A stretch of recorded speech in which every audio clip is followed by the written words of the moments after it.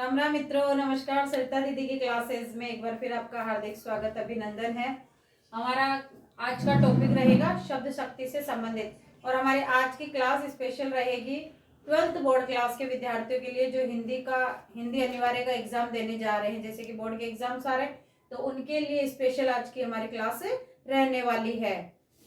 तो देखिए, आज हम बात करते हैं शब्द शक्ति की। शब्द शक्ति किसे कहते हैं और हमारा जो आज का टॉपिक है ये फर्स्ट ग्रेड सेकंड ग्रेड वालों के भी लगता है, तो आप लोग भी इसको अच्छे से ध्यान से देखें और आप इसके नोट्स उतार सकते हैं। ठीक है, बात करते हैं शब्द शक्ति किसे कहते हैं। जैसे नाम से ही पता चल रहा है शब्द शक्ति यानी कि वर्ड पावर की वर्ड पावर किसको कहेंगे। तो देखिए, शब्द में निहित अर्थ को प्रकट करने वाले व्यापार या कार्य को शब्द शक्ति कहते हैं। व्यापारी एक साहित्यिक लैंग्वेज है, तो शब्द में निहित अर्थ को प्रकट करने वाली जो पावर है, जो शक्ति है, उसे ही हम क्या कहते हैं, शब्द शक्ति कहते हैं। शब्द शक्ति के प्रकार कितने बताए गए हैं? 3 प्रकार बताए हैं। संस्कृत के प्रकार महान कवि हमारे हुए हैं मम्मट। कौन हुए? मम्मट। और मम्मट ने अपनी पुस्तक काव्य प्रकाश, जो कि संस्कृत में लिखी गई थी, अपनी काव्य प्रकाश पुस्तक में उन्होंने शब्द शक्ति के आपके 3 प्रकार माने हैं। कितने प्रकार माने हैं शब्द शक्ति के? मुख्य रूप से 3 प्रकार माने हैं। और शब्द में निहित अर्थ के कारण 3 प्रकार से किस प्रकार से माने हैं? पहला आपके होगा बात करने के अर्थ के आधार पे अभिधेयार्थ। अभिधेयार्थ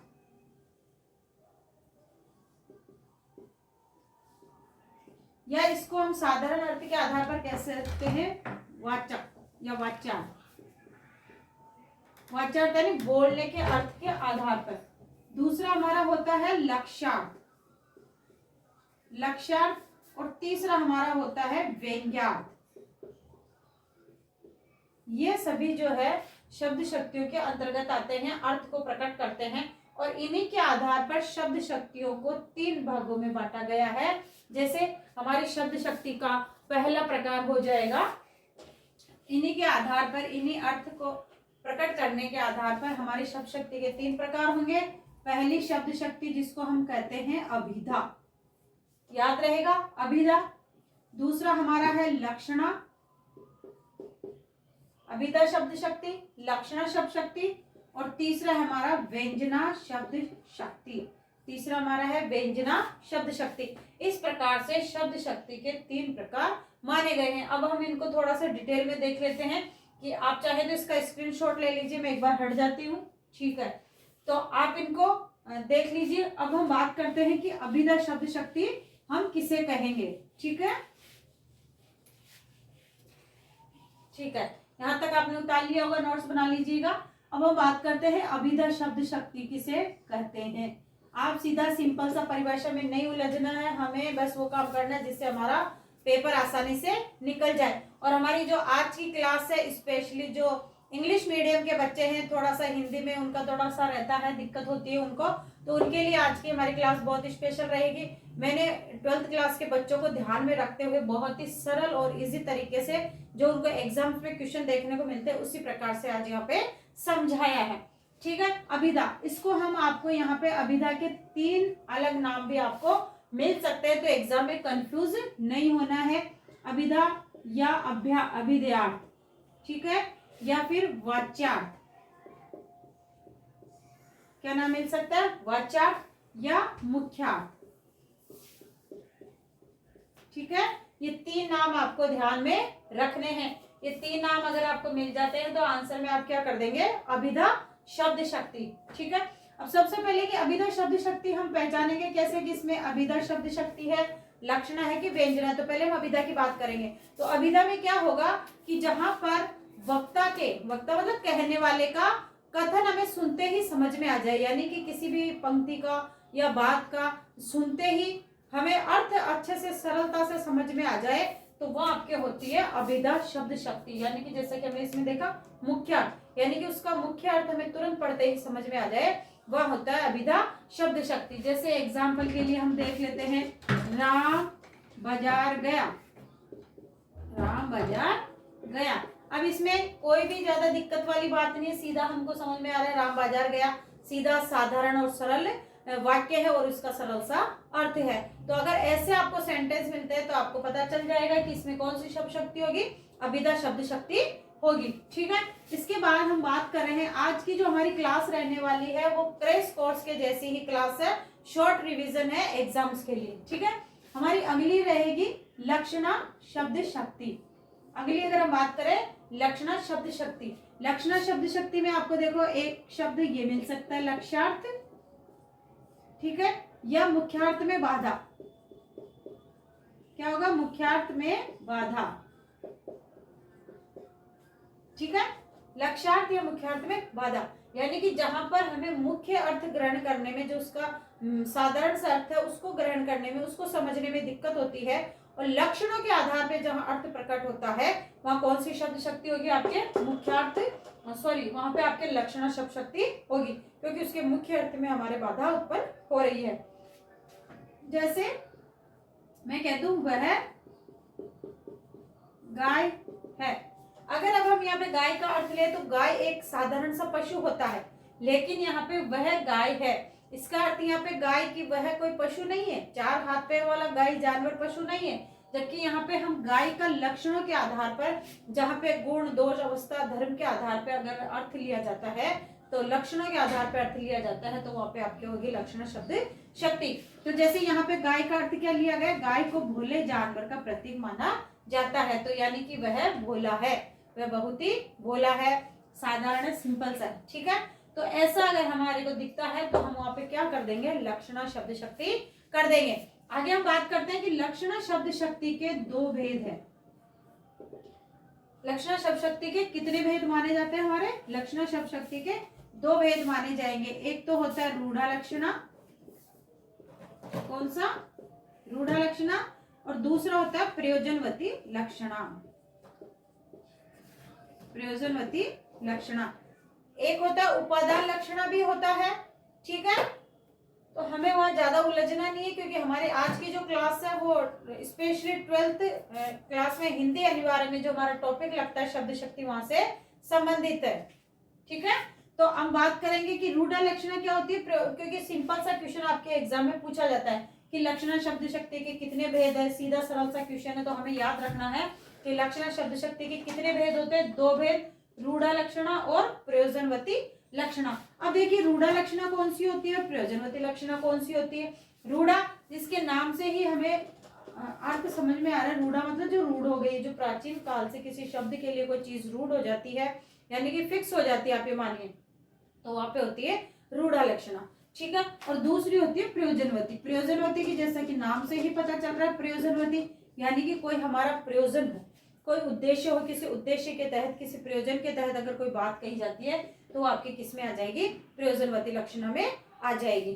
ठीक है, जैसे यहाँ पे जैसे प्रयोजनवती में मैं कह दूं, अभी जैसे मैंने आपको एक एग्जांपल दिया था कि वह गाय है, या दूसरा वह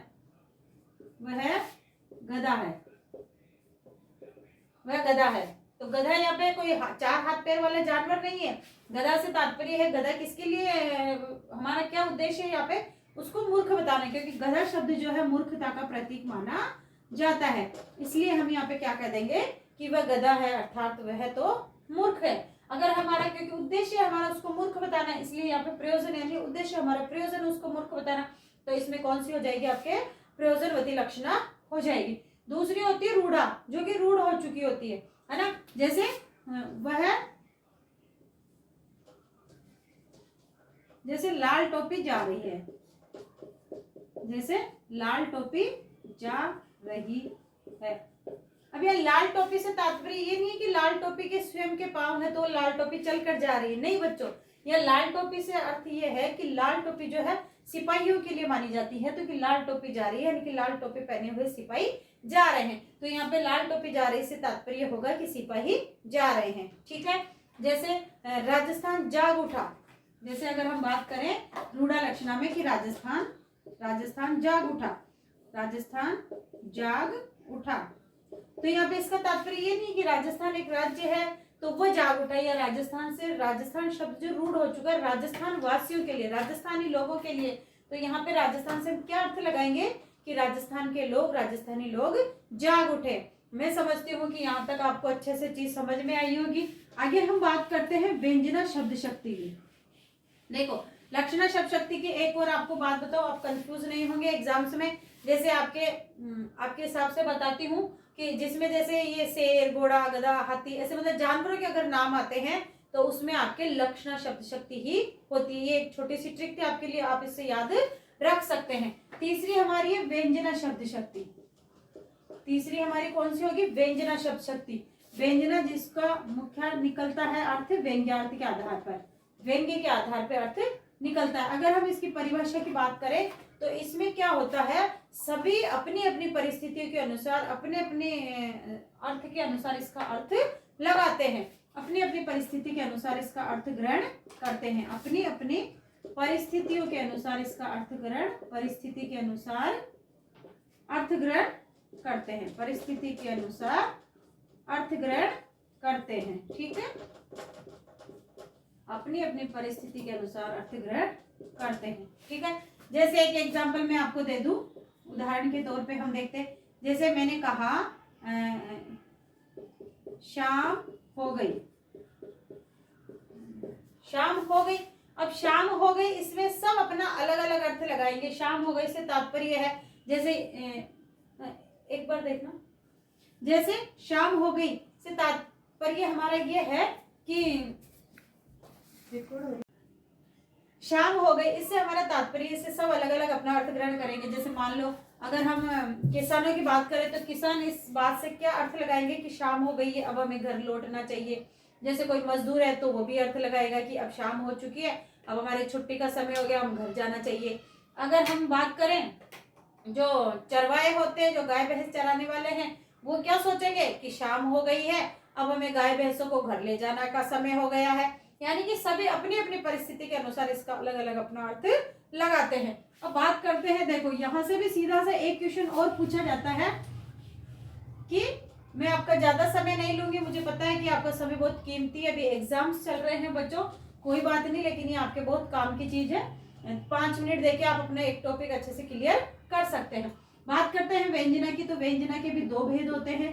आपके एग्जाम में ज्यादा टफ क्वेश्चंस नहीं पूछे जाते, सीधे सिंपल पूछे जाएंगे कि व्यंजना शब्द शक्ति के कितने भेद होते हैं। तो व्यंजना शब्द शक्ति के 2 भेद होते हैं। कौन कौन से? आर्थी व्यंजना और शाब्दी व्यंजना। देखो,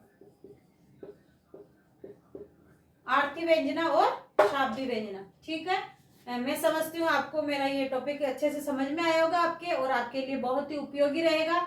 हमारी आज की क्लास यहीं तक ही रहेगी। मैं कल नेक्स्ट वीडियो पे एक टॉपिक बनाऊंगी। मैं कोशिश करूंगी कि 12वीं क्लास के जो बच्चे हैं उनके लिए मैं एक घंटे आधे घंटे का एक क्रैश कोर्स लेके आऊँ, जिसमें हम हिंदी अनिवार्य के जितने भी आपके व्याकरण से संबंधित टॉपिक लगते हैं और तो मैं उन पे आपको बता पाऊंगी, जिससे आपको काफी मदद मिलेगी। धन्यवाद। Please like, share and subscribe करें बच्चों। अगर आपको मेरी क्लास पसंद आ रही है तो लाइक करें, लाइक करना ना भूलें। आप देख तो लेते हैं बच्चों लेकिन लाइक नहीं करते हैं, तो प्लीज लाइक करें, शेयर करें, सब्सक्राइब करें और आपकी सरिता दीदी का ये जो हमारा प्यार है, प्रेम है, उसको बनाए रखें, ताकि हम बहुत दूर तक चले और हम हमारी पढ़ाई को ऐसे निरंतर बनाए रखें और आप अच्छे से पढ़े। Be positive and all the best बच्चों।